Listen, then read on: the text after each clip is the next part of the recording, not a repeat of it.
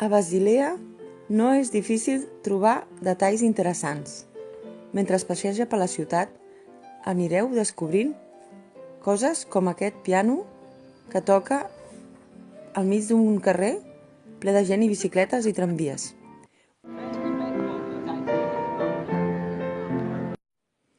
Una senyora que anava amb la seva bicicleta tota pastilla s'ha parat i ha baixat de la bicicleta per escoltar aquesta cançó tan romàntica. L'església neogòtica de Santa Margareten, és avui en dia un centre cultural on s'hi fan esdeveniments de tot tipus.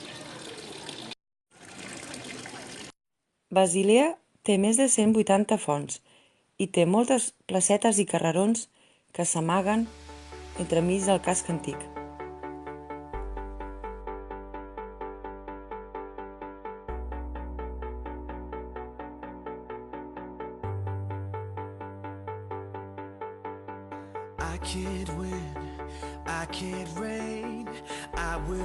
Aquests joves de l'associació Greenpeace estaven fent una manifestació